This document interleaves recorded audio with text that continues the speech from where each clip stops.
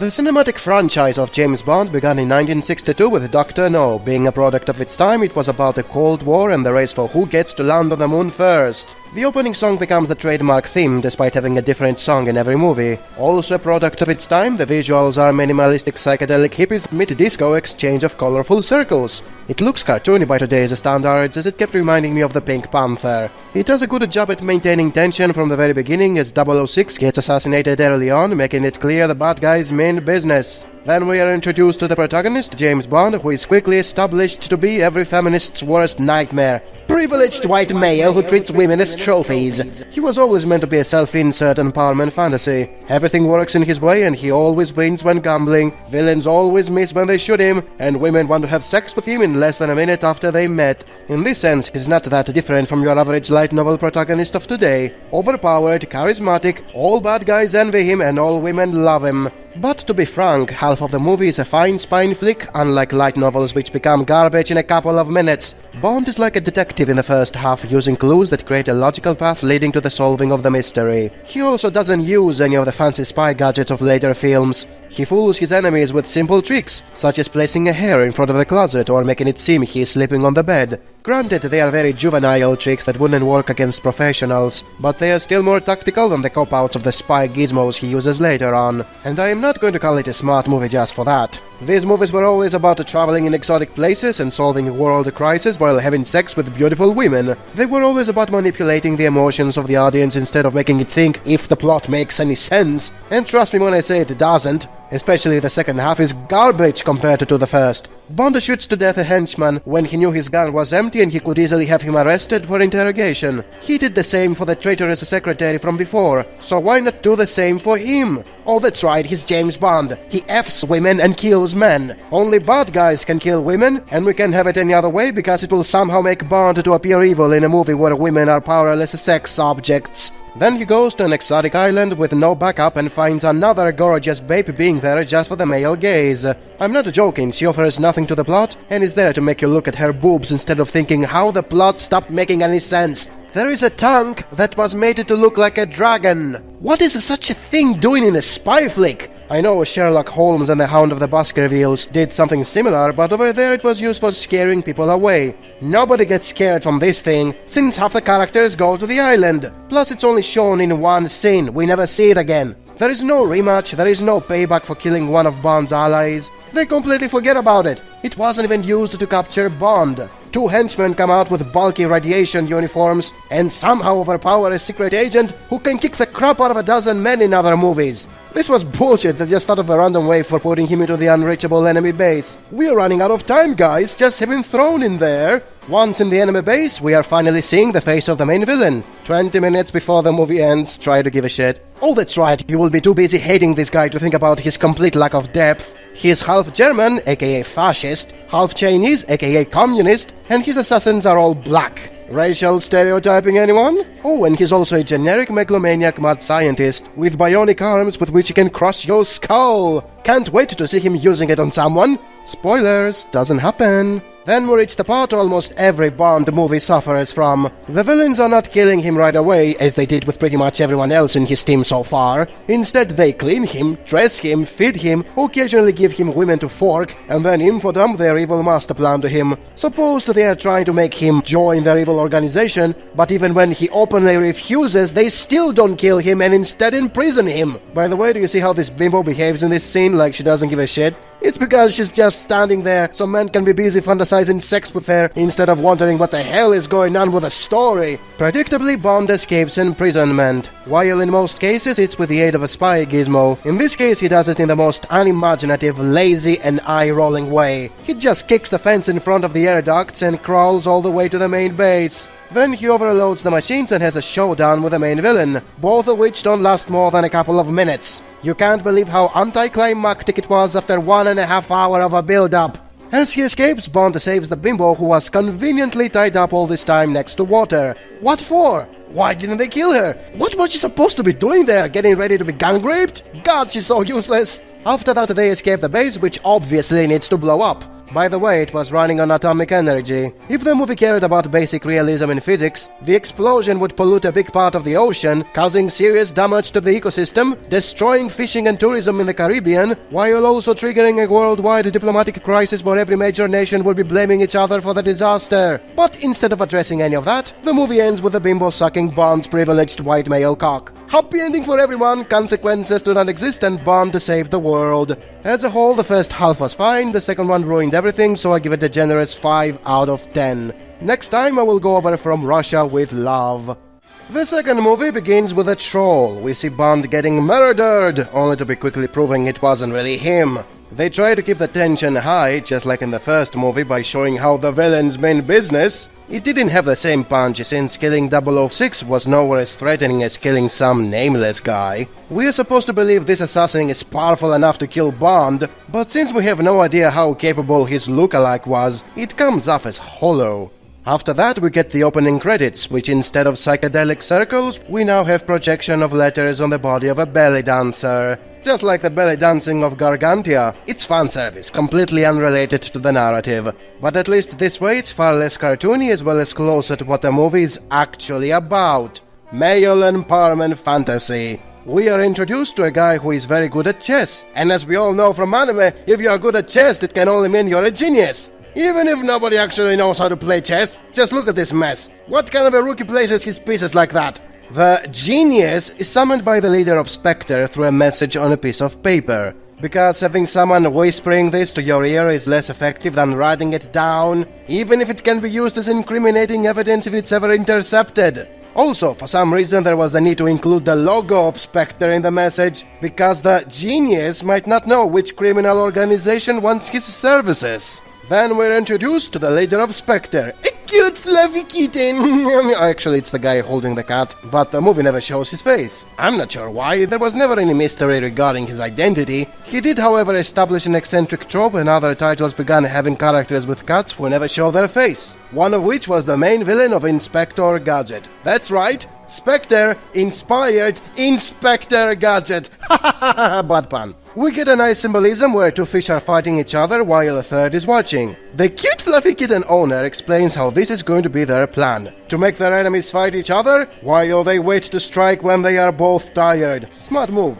The movie does a good job at telling you a lot about the characters without having to say it. For example, we know the genius is a snob because he refuses to shake the hands of the people who want to congratulate him and ignores them completely on his way out. We also know the Russian double agent is a lesbian because she backs up when a man tries to touch her, while at the same time she doesn't miss the chance to feel some leg when a pretty lady is around. Too bad not everything is as subtle. If you're wondering what their plan is all about, they infodump it right away. They plan to kill Bond for what he did to their operation with Dr. No. Yay, plot continuity! They will use a pretty girl as bait for Bond to come and rescue in exchange for a decoder device. This in effect makes the main bimbo of this movie to have an actual purpose in the plot. Unlike that other one from the first movie.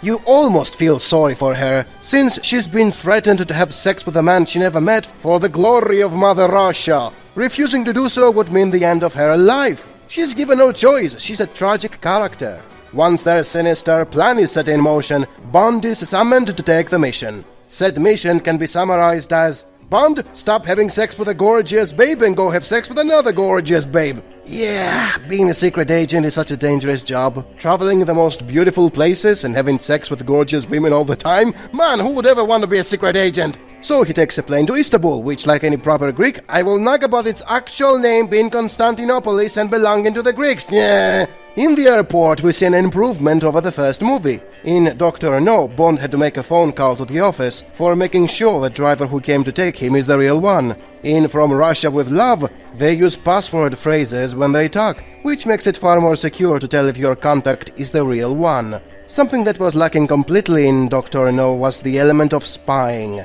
There was detective work going on, but no eavesdropping or spies stalking each other. This movie is full of that. There is no mystery since we know what the bad guys are doing right away, so instead we get a constant game of cat and mouse, where you are constantly being followed, your hotel is bugged, the embassy is secretly probed, and even when you're having sex, someone is watching you from behind a double-sided mirror. The feel of the Cold War is everywhere, and for a spying movie does a great job at portraying the unease atmosphere. They even go as far as showing the effects of proxy wars.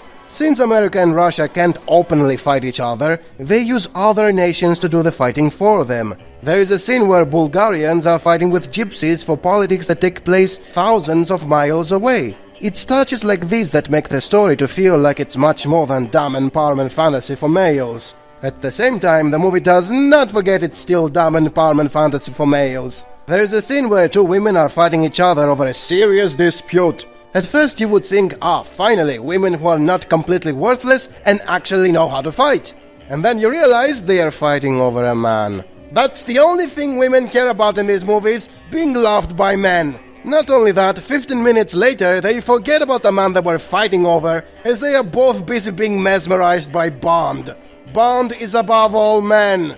Yeah, women can really exist without constantly thinking of how to please a man who treats them like sex objects. Anyways, we reach the third act and the plot stops making sense again. Bond's plan for stealing the decoder comes down to bombing the Russian embassy and sneaking in to take the bimbo in the machine during the confusion. What kind of a spy is he when he does something so ludicrous? First, he blows up an atomic base and ruins the Caribbean. Now he's initiating a terrorist attack in an embassy that would normally cause an international incident and could escalate to a nuclear holocaust. But it's okay because there are zero consequences from something as absurd as this. The last third is complete nonsense as everyone becomes a dumbass all of a sudden. The spies forget to double check the passwords for making sure the people they meet are allies. The villains are not killing Bond right away, even though they did so a dozen times with everyone else so far, and go as far as info-dumping their master plan to him for no reason, before he obviously overpowers and kills them. Complete horseshit. As a whole, once the plot starts rolling after the cartoony villains stop info-dumping at the opening scene, we get 2/3 of a great spy flick. Then the last third ruins the great job it was doing as a semi-serious Cold War spy flick and turns into a modern light novel. I give it a 6.5 out of 10. Next time, Goldfinger. The third movie begins with Bond being a terrorist. He said he did it to stop some general from funding an army, but since we never see the general or his army, this comes off as mean. The previous movies began by showing the bad guys doing bad things. They were showing us why we should expect a hero to stop them. This opening scene, on the other hand, has the exact opposite effect. Not only it has nothing to do with the main plot, it also makes Bond to seem like he is the villain. What has he done so far? Destroyed the Caribbean, caused a nuclear holocaust in Turkey, and now he ruined the military defenses of Latin America. Our hero, ladies and gentlemen! Not to mention the usual hypocrisy when it comes to gender politics. As soon as he renders a whole country defenseless, he goes to have sex with a gorgeous babe. Nothing unusual there. If he doesn't destroy countries, he's having sex. The thing is, it was a trap.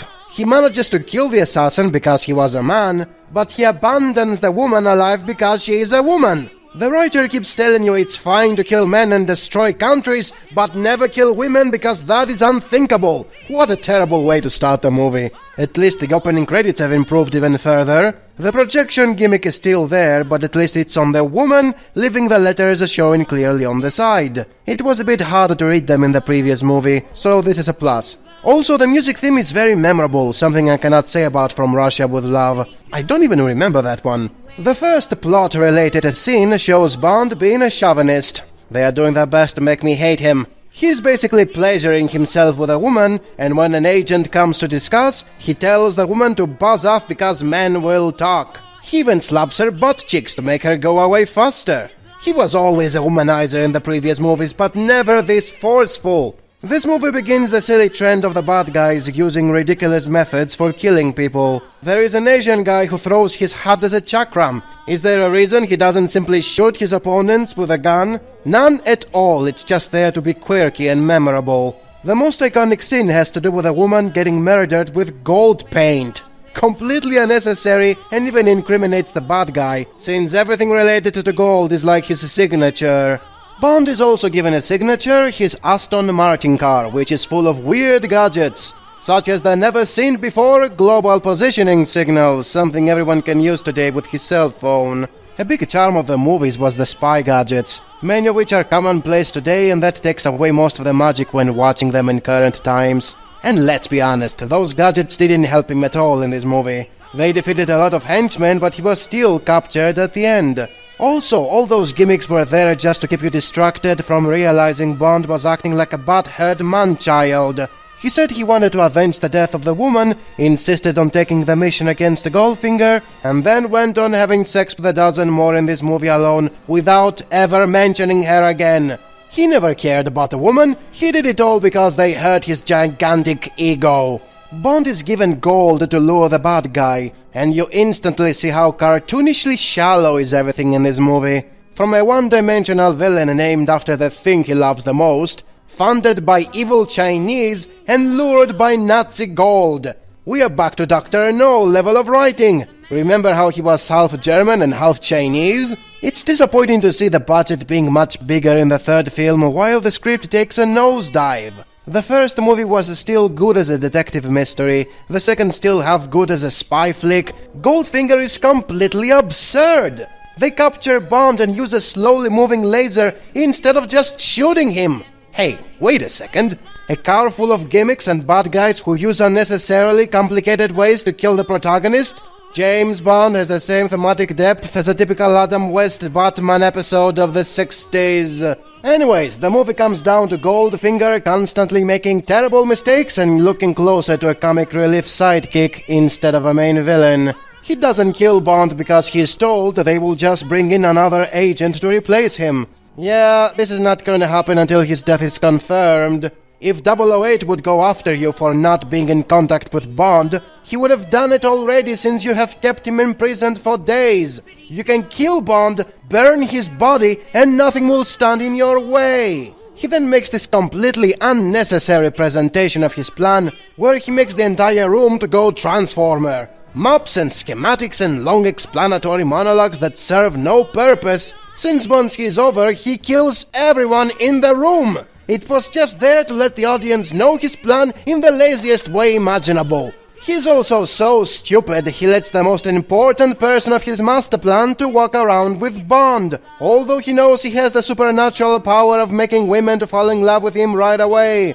And that person happens to be a woman. What the fuck are you doing, Goldfinger? Why are you not simply killing Bond and instead self-sabotage yourself like that? And if you think he's the only one being stupid, you're mistaken. The entire military of the United States is informed in time about Goldfinger's plan and agrees to make it seem like 15,000 people have fallen unconscious when he goes to rob the gold, only to get up and attack the evil Chinese soldiers once they are in Fort Knox. Who the fuck would agree to such an insane plan? For what purpose? So they can gun down the evil Chinese easier? How many soldiers did they lose because of this decision? How close were they to having a nuclear explosion inside Fort Knox because they thought it was smart to play dead?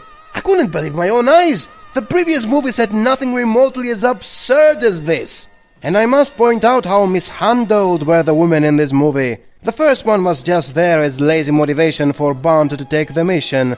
The second is just there so the male audience won't be bored with the sausage fest. She didn't offer anything to the plot, she didn't avenge the death of her sister, and she was quickly killed by the bad guys, proving how evil they were a second time. As for the third one, she is introduced too late in the story. There is no time to build a meaningful chemistry between Bond and her change of heart happens out of screen.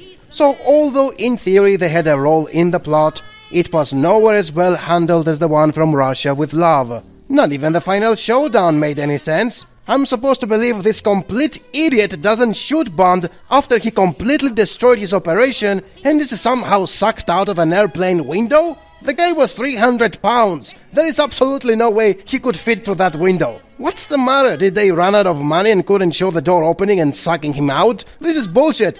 There isn't a single scene I liked. It's an insult to my intelligence and a disgrace compared to the previous two movies. 1 out of 10 and moving to Thunderball. After Goldfinger, the franchise played it safe for a while by having a very easygoing plot despite the stakes being extremely high. Thunderball lacks tension because of how slow and uneventful it is. If you split the movie in 4 parts, it comes down to this. 3/4 are a waste of time from a narrative perspective. Previous movies had some sort of detective work going on, or the feeling of the Cold War to keep you engaged.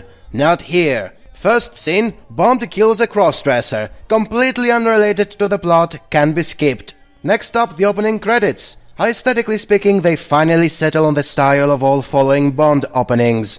The girls are kept in black outlines while moving around on a colorful background, much more pleasing to the eye compared to before. Other than that, the song is mediocre compared to Goldfinger and sounds like it describes a successful capitalist. Just someone doing his job begrudgingly, as we will see from the spies in the movie. Second scene, the cat-loving Spectre boss still hides his face for no reason, and infodumps his new evil plan for stealing stuff from the superpowers. Again, there is nothing going on here. We see all the members of Spectre, and although it's supposed to be hyping you, they look so bored doing their job. Third scene, Bond is at a resort where conveniently Spectre begins its plan. Nothing significant happens that can be replaced with simply having a lead, and comes down to lazily written plot convenience. Fourth scene, there is a briefing regarding the situation. They are just info-dumping what we already know from the previous info-dump at the Spectre base. Every 00 agent gathers in one spot,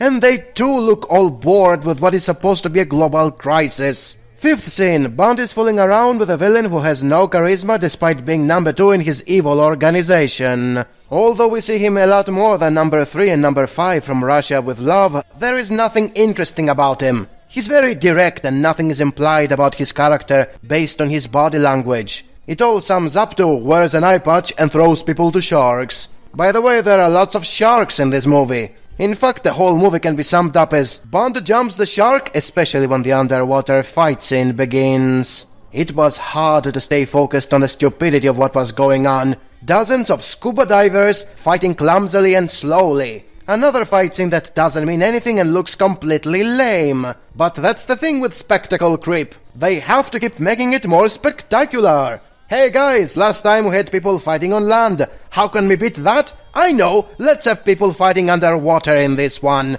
Despite my harsh criticism, there are still 2 scenes which I loved in this movie, both of which have to do with women not falling for Bond. You can't believe how refreshing it felt to see Bond getting criticized for his terrible chauvinism. One of them is a woman working for the bad guys, who doesn't fall for his charm and even leads him to a trap. It's almost like a deconstruction of the previous movie, where Bond survived only because he charmed the woman working for the bad guys. The same thing happens with the second woman, who is also aware of Bond trying to use her and refuses to do his bidding just for another taste of his cock. It's only when she learns the bad guy killed her brother that she agrees to help Bond. That makes her a better version of the one from the previous movie, who wanted to avenge her sister and achieved nothing. She even gets to be the one who kills the evil boss, although she did it in a very convenient way. The bad guy captured her, but didn't kill her, obviously. Then a henchman had a change of heart out of nowhere, freed her, and allowed her to be armed at the exact same moment the evil boss was about to kill Bond. Oh wow, Mr. Shark Dude! It almost feels like you should be killing anyone who is against you instead of keeping them imprisoned, because they certainly won't do the same for you if they escape. As a whole, it was a very passable movie. The subversion with the women is the only reason I am giving it a 2 out of 10 instead of 1. Other than that, if I want to watch a movie about the protagonist constantly bumping accidentally into trouble, with lots of sharks involved, there is a much better alternative. Moving to You Only Live Twice. The movie has the exact same plot structure as Thunderball, meaning most of it is, again, dead time. First scene shows Bond getting killed, which turns out to be a lie and not meaning anything in the long run, since everyone quickly finds out he's still alive, thus being completely pointless. It mostly plays out as an in-joke from the opening of the previous movie, where Bond was at the funeral of someone who was also not really dead, and whose initials happen to be the same as his. From this alone, you know they are planning to rehash the same plot, with no experimentation whatsoever. The opening credits have the exact same style as well, so nothing new there either. At least the music theme is great instead of forgettable as the one from Thunderball. Second scene is Spectre doing its sinister plan again, which has to do with stealing stuff from the superpowers. Again, the exact same plot, remember? And this time they do it in a very cartoonish way. They have the money and the technology to somehow send spaceships to grab shuttles and come back at the exact same location without running out of fuel. This is shit we still don't have today. Their plan is to make America and Russia destroy each other with a nuclear holocaust, meaning we are back to the Cold War theme which I liked so much in From Russia with Love. Only we get no tension as the conflict between the two superpowers is limited to politicians blaming each other in meeting rooms. There is no spying or proxy wars or any of the cool shit we had in that movie. It's just Bond going to Japan where he fights evil Spectre henchmen instead of misguided Russian agents. Oh, I did say Japan, didn't I? I guess that means we're going to see anime characters at some point, right? Wrong. This is the 60s. Anime were still in their Astro Boy phase and were not promoted much. What we get instead of that is Bond getting a facelift to look like he's Asian and trains how to be a ninja. I am not making this up. He goes to a ninja academy and trains in ninjutsu, only to never use it again for the rest of the franchise. Since this is Japan, where men always come before women, actual quote in the movie, we don't even get to see women being actively aware of Bond using them. They have been socially programmed to obey men, so they expect to be exploited by default. Oh, there goes the only thing I liked in Thunderball. There is still a woman working for the bad guys who traps Bond instead of falling for his charm. But the way she tries to kill him afterwards is so unnecessarily complicated it makes you think she let him escape on purpose. She gets punished for her failure by being thrown into a piranha pond. In the previous movie we had man-eating sharks, now we have man-eating piranhas. We are totally not repeating the same plot here.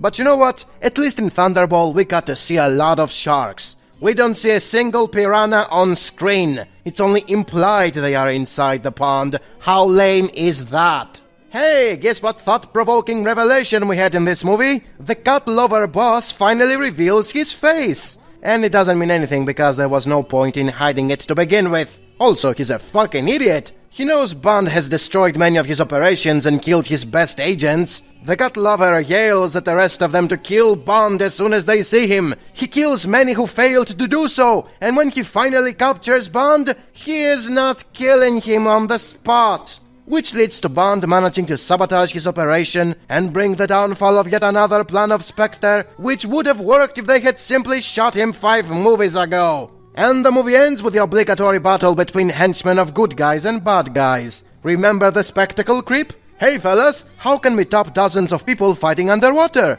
I know, let's have dozens of ninjas fighting inside an active volcano. Genius! And extremely lame since they are mostly using guns and grenades and are not stealthy at all. So yeah, the exact same thing as Thunderball without women being a subversion. Oh, and they're not even showing the piranhas. 1 out of 10 and moving to on Her Majesty's Secret Service.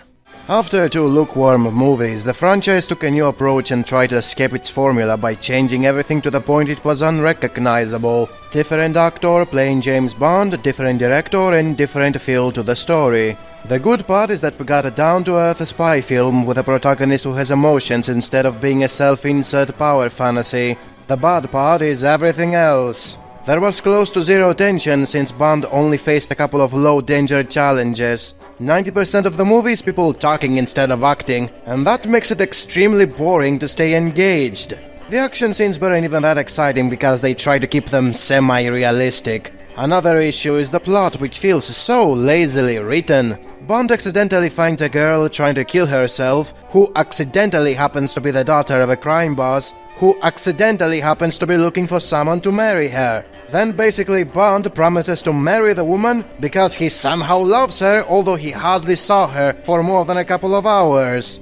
It could have worked if she was present throughout the movie, but she's absent for 2/3 of the duration and Bond is sent to spy on a facility full of horny young women begging to have sex with him. I'm supposed to believe Bond is in love with some chick he met a few days ago when he spends the whole movie inside a literal harem. Then it's the whole plot continuity issue. The main villain is supposed to be Blofeld, the cat lover. Aside from how there is a different actor even for him, why do they behave as if they don't know each other?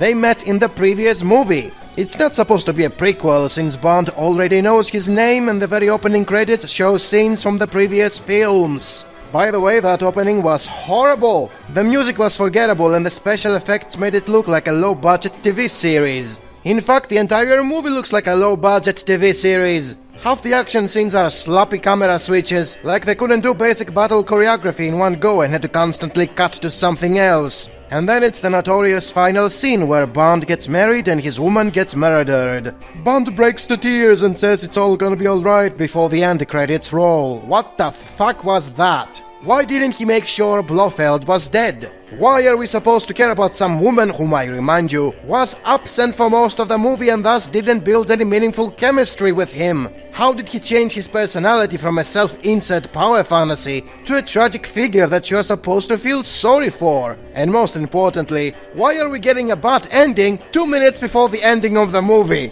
This wasn't James Bond at all, just some spy movie with his name on it. I know how some of you will point out how I sound like I defend Bond as a male empowerment fantasy when I keep nagging about him being a chauvinist. What's wrong with giving him depth instead of treating him as a self-insert? The answer is, you can't flip the tables on everything and expect the audience to be okay with it. People were not watching James Bond for James Bond. They were watching for the exotic places he's going to, the beautiful women he's having sex with, and the funky spy gadgets he's using. Nobody wanted to be Bond, they wanted to be like Bond. This movie was completely alien to everything they knew so far. Change is fine, but there has to be a gradual transition. This was completely different from the get-go. And that's the main reason most people hated it. Me included, although I had more issues besides the characterization of the protagonist. That's also the reason the producers had to go back to the usual formula in the next movie and glued themselves to it, hopefully never to give Bond a tragic side again. Whoops. That is what people expected out of the franchise and why I consider it to be the worst of the Bond movies. It was different for the sake of being different instead of excusing the transition in series. Subverting expectations just for the heck of it means nothing. Because as long as you subvert expectations, it doesn't matter what you do. Yeah. The important thing is subverting your expectations. Right. Narratively, it might, make your entire movie fall on its face, but you subverted expectations. Yeah. You know why, Rich? Because we're subverting expectations. Oh my God! Once the creators magically realized what they were doing wrong on Her Majesty's Secret Service, they fixed the damn pacing. Instead of taking out all the action and assuming a spy flick is fine with people just talking to each other, they stuffed as much action as possible to prevent the audience from getting bored. Instead of wasting the first quarter in showing what the plan of the bad guys is, in Diamonds Are Forever, they instead show them hiding it by killing anyone involved, thus keeping everything a mystery that needs to be revealed gradually. Instead of having the juicy parts happening in the last quarter, with the rest of it being a boring build-up, now they have something cool happening all the time. Another thing they did for the first time is having a portable MacGuffin. Instead of having a thing everyone is trying to find or use, in this movie they have it in their hands right away and they constantly pass it around while fooling each other about its true purpose. It kept the plot going while having unexpected turns. As a result, you get a movie that doesn't let you get bored because you get mystery and action all the time. The pacing is perfect and the villains are full of charm, killing their victims while smiling and throwing in snarky remarks. Everyone is having fun, instead of being bored like in Thunderball, or depressed like on Her Majesty's Secret Service. As far as mindless spy flicks goes, it's a 10 in enjoyment. I mean, yeah, it still suffers from the usual problems. Women are useless or comic reliefs, the bad guys are not killing Bond when they capture him, and there are way too many fake deaths to the point you cannot believe someone is dead for good. Bond's dead wife may appear alive one day and it won't be a surprise, because everyone can fake his death at this point. But other than that, this is easily the most entertaining Bond movie as of yet. It kept me engaged throughout its duration, it was funny, exciting, mysterious, and it wasn't trying to subvert your expectations for the sake of subverting your expectations. 8 out of 10 and moving to the next one. Live and Let Die uses the exact same style as Diamonds Are Forever and improves it even further. Secret agents spying each other are everywhere, spy gadgets are used all the time, and the occult atmosphere makes it stand out from the other movies. If you do a comparison, you realize it's basically a remake of Dr. No. Roger Moore has his first movie as James Bond and the producers said, "Hey, let's reduce Sean Connery's first movie." It begins with agents getting murdered in a tropical country full of black people who are afraid of superstitions, and there is a guy with a metallic arm who has a secret base. See? The same movie, only much better. The story does not become complete shit in the second half, and the token chick is not worthless. In fact, she's a tragic character, like the one from Russia with Love. She's been manipulated against her will, and refusing to obey would mean her death, if not rape. Really good stuff. I enjoyed it wholeheartedly, and I give it a 9 out of 10. The man with the golden gun does something new for the franchise by having Bond going against his evil counterpart. Scaramanga is pretty much an evil Bond, an excellent assassin who constantly goes after missions for the sport rather for money or power. He's much different than your usual megalomaniac evil boss or gimmicky henchman. He's also the first villain who is excusing why he doesn't kill Bond right away, since he's looking for a challenge. The movie was made during the kung fu craze of the 70s, and is full of pretty damn good martial art choreography, easily becoming a much better version of You Only Live Twice. And it's a silly ninja academy that wasn't even using any stealth. Oh, and I have to mention the comedic tone. There were moments of comic relief in previous films, but this one is off the roof. Most of it is based on body language and timing of the dialogues, making me pause the movie several times so I can laugh without missing something. I would like it a bit more if there was some drama involved, but even without it the comedy wasn't messing with the tone of the movie, nor it was overdone to the point of ruining the action and the characterization.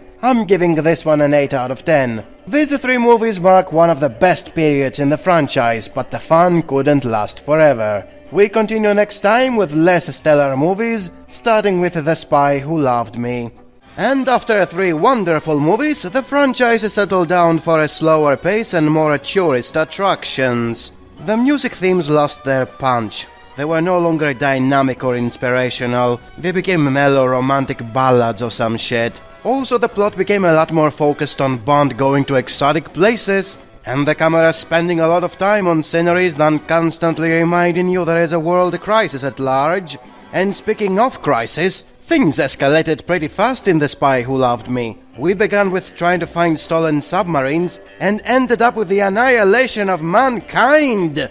I'm not joking, the villain of this movie wants to kill all people because pollution is evil! Yeah, we reached that period where ecologists went apeshit and preached about the end of times. I would normally like the sudden raising of the stakes, but they were handled in a very cartoony way. They reused lame ideas such as stealing stuff from superpowers, a la Spectre, scuba diving battles, a la Thunderball, and a villain who explains his plan before killing everyone who heard it, a la Goldfinger. There is even a base that looks like a knockoff version of the Legion of Doom. How can you take any of this seriously? I mean, sure, Bond movies are silly by default, but the previous trilogy was a blast with constant plot twists and use of spy gadgets.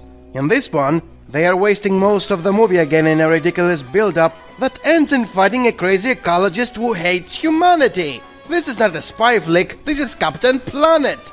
And despite all my complaints, there were still 2 things I liked, and the reason I score the movie with a 3 instead of a 1.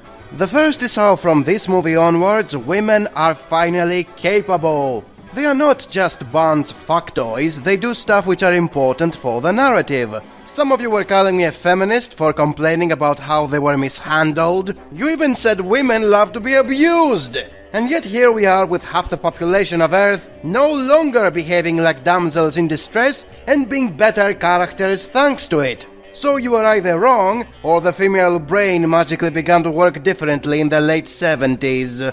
And by the way, I'm not saying I love the Bond girls from here on. Despite their increased importance to the plot, they are still pretty weak and exploitable. In The Spy Who Loved Me, we have the best Russian agent, partially teaming up with Bond against a common enemy. She's supposed to be the best the Russian Union has to offer, and yet she comes off as kinda silly. She never felt as capable as Bond, so by extension you never felt she was a worthy adversary like Scaramanga was in the previous movie. As for the second thing I liked, that would be Jaws. Easily the best henchman in the entire franchise. Ruthless, funny, undying, I loved every second he was on screen. He has more personality than Bond himself. Other than that, it's a stupid movie you can easily skip. The next entry in the franchise was Moonraker, which had the exact same plot as the previous movie. They go to space instead of underwater, but it's still about an evil ecologist who steals stuff from the superpowers and wants to kill humanity because pollution. He even manages to surpass his predecessor in absurd planning. By somehow being the one who builds the shuttle, he has to steal for his plan to work. Logistic misunderstanding, he calls it. Ingenious. Your entire plan is based on attracting the attention of everyone on the planet instead of doing it in secrecy. Also, this guy somehow found enough money to build his own colony in space and made it invisible. Can you imagine the cost for building such a thing and keep it a secret from everyone while you're attracting everyone's attention to yourself by stealing the shuttle? Just build another shuttle! What am I talking about? If you have that much money, you don't need an invisible space colony because you have a fortune big enough to buy the planet and do anything you like with it. Also, Jaws is here as well, hired by this ingenious villain. What the hell is going on here? Does he love to work for evil ecologists? Is he a member of some sort of end-of-days cult and works for whomever is currently trying to kill humanity? Is there a Spectre type of organization with enough money to build its own Legion of Doom underwater bases and space colonies? Or am I just overthinking terrible writing? Whatever the case may be, Jaws steals the show once again by being all the fun in the movie, and this time he has emotions and a voice and falls in love and even has a turn heel. I love this guy, why couldn't he get his own movie? By the way, the ending battle is both the worst and best scene of the movie. On one hand, it's one of the most ridiculous action scenes in the franchise. Hey guys, how can we top ninjas fighting in an active volcano?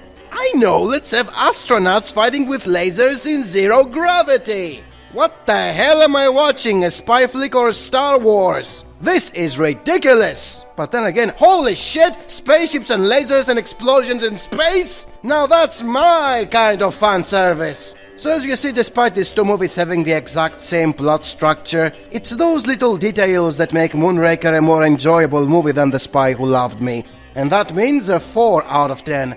No more, since both of them are trash compared to the previous 3. The main villains had no charisma and their plans were something out of a 60s comic book story. Watch them only for Jaws, the best henchman in the history of mankind! Next time, For Your Eyes Only. The good news is how from For Your Eyes Only and onwards, the main villains stop being cartoony. They are usually sneaky as I like them, working from the shadows and manipulating others against their knowledge, for advancing a plan instead of just stealing stuff from the superpowers. That was so stupid. The bad news is how it will take a while for an actually good movie to come up, since a lot of them don't have something memorable. For Your Eyes Only is about trying to find a MacGuffin inside a sunken ship. The woman is competent, the villain is misdirecting Bond, the setting is Greece, which was nice pondering once again, but other than that it doesn't have something that pops, so you can easily recall it later on. Moonraker was a shit, but Jaws and the Star Wars battle made it unforgettable. This movie, on the other hand, is just the Bond movie that takes place in Greece, nothing else. At least it had a bit of that Cold War feel which we didn't get to see since From Russia with Love. It's not done as well, but it still gives you less motivation to rewatch From Russia with Love for something you can find in this and the few next ones. Anyways, it was meh as a whole and I give it a 2 out of 10 because Greece!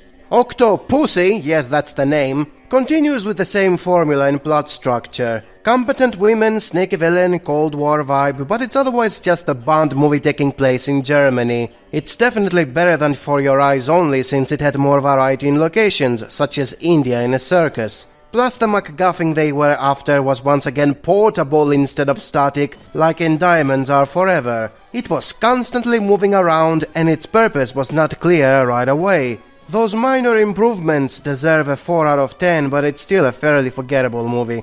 Never Say Never Again is a special case since it wasn't made by the same studio nor it used any of the usual cast. For some reason people were so disappointed with Thunderball to the point they had to remake it into this movie. And they even brought Sean Connery back to play Bond at the same time Roger Moore was filming Octopussy. How surreal is that? In this continuity, Bond is an old man in retirement, brought back to deal with Spectre, stealing stuff from the superpowers, again. Although the plot and characters are the same as in Thunderball, it's an overall much better movie. The cast has far more personality and people are constantly making fun of Bond being a relic of a past age. It didn't lead to something, but it's always nice to see the hero being challenged for what he represents instead of being a blunt self-insert empowerment fantasy. It was really fun seeing him going to a clinic for fixing his tired bones, and then having to play a video game about nuclear war, and then chasing the bad guys into a cave named the Tears of Allah.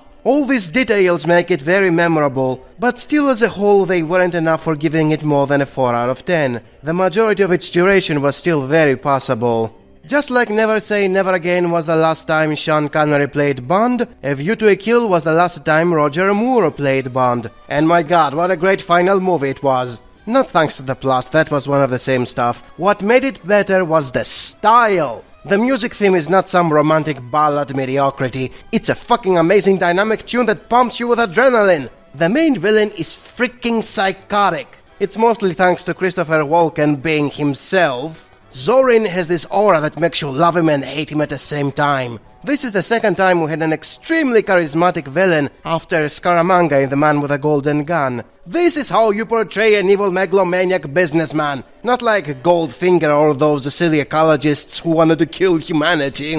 Also, Mayday is the second best henchman in the franchise after Jaws. Aside from kicking ass, she also has a turn heel instead of being a mindless minion. She is her own character and I can't help but loving her for that. These purely aesthetic reasons were enough to make A View to a Kill deserve an 8 out of 10 and to be placed in the best movies of the franchise. The Living Daylights are not only the beginning of Timothy Dalton as the next James Bond, but also the ending of Bond as a male empowerment fantasy. Since women magically became worthy characters, the writers had to add something to Bond, since his mojo was no longer the only thing he needed for being called the protagonist. From here on, he is portrayed in a way more humane way. He has character flaws, he gets angry easier, he doesn't seduce women 3 seconds after he meets them. On one hand, you get a less cartoony character. On the other, he is now a blunt action hero. What the writers didn't realize is how having a flawed character does not automatically make him relatable. Compared to John McClane of the Die Hard movies, Bond doesn't have a backdrop. Up until now he was just an empty shell, and no matter how much they try to flavor his personality, it doesn't work if there is no history to show how his personality was molded by past events. Thus all you are left with is a generic action flick. It's a fine spectacle and I was engaged to the most part, which is why I'm giving it a 6.5 out of 10, but as I said, the plot is one of the same and the hero is bland. A License to Kill walked further away from the classic Bond formula by essentially no longer being a spy flick. The Living Daylights may have been a generic action flick, but to its core it was still a spy mission. This, on the other hand, is not a James Bond anymore, it's Miami Vice. A movie all about drugs and shootings and vengeance and still lacking identity. Yes, we get to see James Bond becoming a vigilante for the first time, disobeying orders just for avenging a friend of his. He still doesn't have a backdrop for you to care about what he accomplishes. The action part is fine again, but the atmosphere is completely off sync. I was taken out from the experience early on since I wasn't watching a spy flick, and thus I cannot give it more than a 3 out of 10. This marks the end of the short career of Dalton as Bond. Next time we move to Brosnan with GoldenEye. Just like Never Say Never Again was the remake of Thunderball, GoldenEye is the remake of Never Say Never Again. I don't know what's their beef with this movie, but they keep remaking it without ever fixing the meaningless build-up. All 3 versions waste half the movie in Bond accidentally finding out about the plan of the bad guy. It makes even less sense in the latest one, since they are stealing a helicopter that is resilient to EMP. Just for escaping a facility they plan to strike with EMP. Something they could have done with any vehicle if they had activated the weapon 1 minute later when they would be out of range. So yeah, all that was pointless. At least they also kept the best part of the previous 2 versions, which is challenging Bond's ideals. It works much better here, since after Dalton, Bond now has emotions and a personality. And unlike the Dalton movies, this Bond has a past for you to care about. The main villain is someone out of his past, and what he faces now is a result of something he did earlier. It brings context into the conflict and makes you interested in seeing Bond winning. That's something no previous movie bothered to have. The main villain is Janus, the evil counterpart of Bond with a personal connection to him. Scaramanga had the same role in The Man with a Golden Gun, but they didn't know each other, there was no personal history between them. Although Janus lacks the charismatic presence of Scaramanga and Zorin, since he's just a guy with a burned face, on paper he's the most interesting villain Bond has faced as of yet and deserves a spot in the tops. Aside from all that, the plot wasn't very interesting and most of it was coming down to the usual plot armor nonsense that plagues all the movies. And boy, did they waste Urumov or what? He got all that build-up as someone important and was taken out in the lamest way imaginable.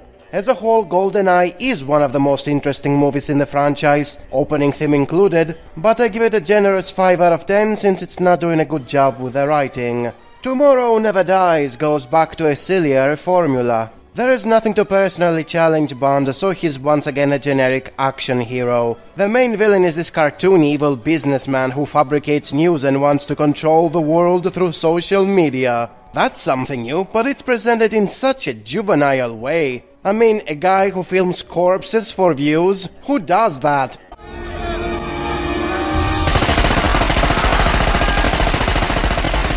I have the videotape. This is our moment.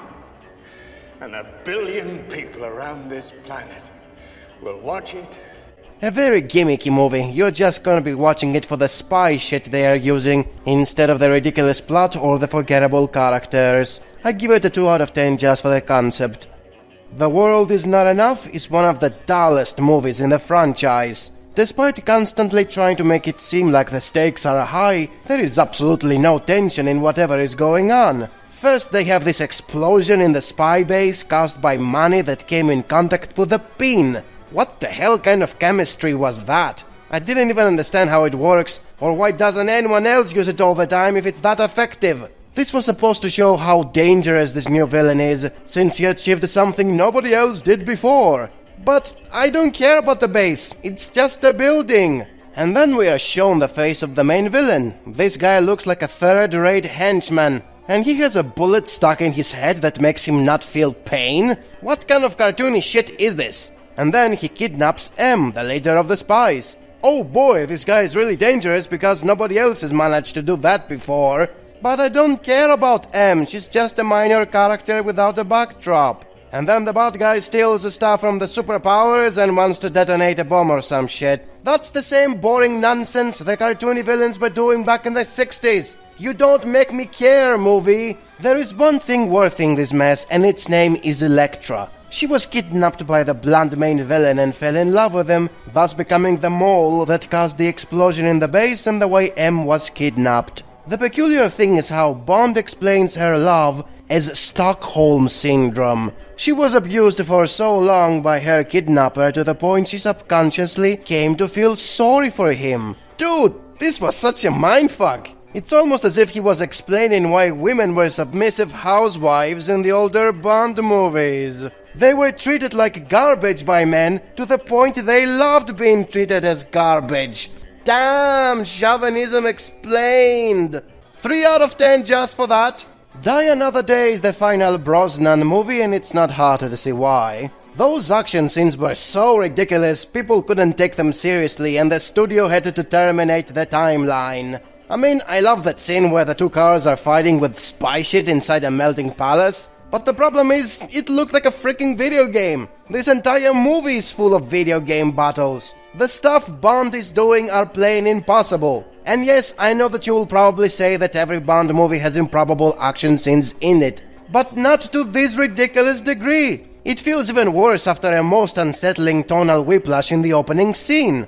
Bond is captured and tortured for over a year. He is no longer a blunt self-insert. He should be a broken man suffering from PTSD. And instead of that, he takes a bath and he's back to his normal self. As if his body and mind were not devastated by a whole freaking year of torture. And then he goes out there to have these video game battles like nothing of importance had happened. It destroyed all suspension of disbelief by doing that. And I have to point out what a running joke facial damage had become at this point. In GoldenEye, the bad guy had a burned face. In The World Is Not Enough, there was a bad guy with a bullet in his head. And now in this one there is a bad guy with diamonds stuck in his face, plus another bad guy who somehow did the surgery to change from Asian to Caucasian. In the meantime, Bond's face is perfectly fine, after 21 movies of constant beating.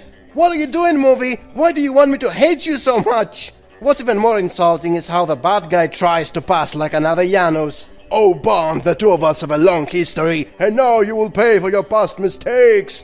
Fuck you, you just met once. You have no history. You want more insult? There is another woman who betrays the spy agency. Unlike Elektra, she had no good reason for doing it. She was just greedy. Boring. So yeah, the only good thing about this film was that seeing the two cards were fighting with spy shit. 2 out of 10 just for that, and next time we are entering the Craig movies. Casino Royale was very divisive. Half the audience found it slow and without spy shit, and the other half loved how it was taking its time and was down to earth. It was a smart departure from the Brosnan films, which quickly lost the dramatic aspect of GoldenEye and became mindless action flicks nobody could take seriously. Craig plays the most humane Bond of them all, and this alienated anyone who was used to seeing a male empowerment fantasy instead of a human being. But the truth is, the age when Bond was fine just as a male empowerment fantasy was over once women became capable. Also, without emotions, an action hero is boring nowadays. The movie updated the formula to fit modern standards, but overdid it to the point it was unrecognizable with what the audience was familiar with. The most obvious difference is how it removed the spy gadgets so it could focus more on its characters. From here on, you're watching James Bond for James Bond, something which, as I mentioned, was alienating for most. He is presented as a flawed character and far more relatable than any previous iteration. For example, there is a torture scene in here just as there was in Die Another Day. Bond doesn't forget it after it was over. It was even a catalyst for the deception twist that took place in the third act. Unfortunately, the exact same thing made him seem kind of stupid, since 00 agents are supposed to be top-notch and yet he was fooled rather easily. Yeah, he was in love and all that, but his agency sure didn't take any measures against that. It still did wonders for the chemistry between Bond and his love interest, something which was completely absent in the dreadful In Her Majesty's Secret Service. At the same time, it had a negative effect on the villains. The thing that was making big bads and henchmen memorable in previous movies was the crazy gadgets they were using or the one-dimensional evil personality they had. In the Craig movies, the villains look and behave like everyday people, and that doesn't make them memorable at all. But again, I understand what they were going for. The third act was supposed to be a subversion. The movie doesn't end with him killing the bad guy and having sex with the babe. It ends with him being mentally traumatized and betrayed by a secret organization that was using him all this time. Ingenious on paper, but it made the movie not end when it was supposed to, thus making it frustrating for those who were already not into it to begin with. Also, without the spy gadgets, there wasn't much cool factor, and that made the movie to feel even more slow and dull. But since it was supposed to be a reboot of the franchise, I was willing to accept the low-tech Bond was using. I even got to enjoy it after the spectacle creep that was Die Another Day. The absurd levels of action in the previous movie had exhausted me, and not in a positive way. Casino Royale went back to the style of Dr. No, the very first in the franchise when Bond was more of a detective than a spy. As a whole, Casino Royale is a mixed bag. Every change it did to the formula had an equally positive and negative effect. I was half engaged with it, so I can't give it more than a 5 out of 10. Whatever good impressions Casino Royale left you with were completely ruined by Quantum Solace. It was filmed during the infamous writer's strike when most series and movies were suddenly left without a script and had to improvise. The result was an unfocused mess of ideas which was leaving you confused and angry. For example, the main villain was another evil ecologist with zero personality and a convoluted plan to control a country. You were given no reason to give a damn. Holy smokes, who would have guessed the script is more important than the pretty colors, the thing I've been telling you about all these years? This is easily the second worst movie in the whole franchise, but still not as bad as In Her Majesty's Secret Service. That movie was consciously made to be like that, unlike Quantum Solace, which was sabotaged and was not supposed to come out the way it did. After this most unfortunate movie came Skyfall, which is basically The Dark Knight. Bond is Batman and Silva, the main villain, is Joker. The pacing is slow to the most part, but man, Silva is hands down the best main villain in the franchise. Not only he's exactly like Janus from GoldenEye, not only he challenges Bond all the time, but also completely ridicules the spy agency and even kills vital characters. All of which were done over a decades-old grudge. If you remember what I said about the problem in the world is not enough, that villain had done just as much damage to the good guys, but there was no chemistry to make you give a damn. Silva has a connection to the agency and gives you all the reason in the world to make you care. Obviously, his plan doesn't make much sense if you think about it logically, but neither did Joker's. Those probabilities were impossible to calculate. It's fun seeing them trolling everyone and not because it made any sense. Nevertheless, the trolling and the personal vendetta were more than enough to make this movie worthwhile. The pacing was the only problem with it, so I give it a generous 7 out of 10.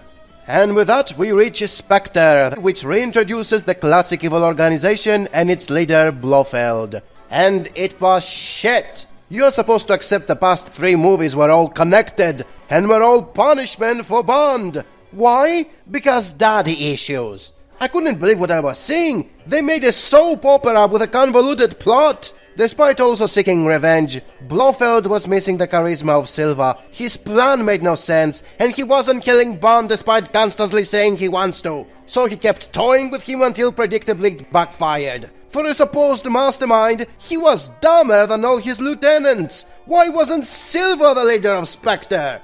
This movie was terrible. It was insulting your intelligence with how it was constantly pretending to be smart. Even the opening song is terrible. It's some homosexual dude singing a crappy love song while showing hentai tentacles. What is this light novel garbage? You ruined the franchise, you stupid modern progressive Hollywood. Capable women is one thing. Gay tentacles and family relations used as plot twists is another. 2 out of 10. And now we have the final Craig movie, which was made as an excuse to kill him off and to replace him with a black woman. Whoa, removing the masculinity of a white male before replacing him with blacks and women? I never heard that happening before in recent times. They didn't even try much to wrap things up properly, since they killed off the entire Spectre organization and Blofeld in a hurry, and threw in another villain who somehow connects with Bond's past. Just like before, it has to do with daddy issues, and it doesn't work because there never was any build-up, and nobody was ever watching James Bond movies just to see him getting mindfucked every 5 minutes. It was a miserable movie, where you were slowly watching the main character being driven to death over love and family, and stuff that were ass-pulled so he can have depth, just so he can be killed and be replaced by some black chick. What a pathetic conclusion. It made me not care about following movies, thus proving once again why retro always wins! 3 out of 10.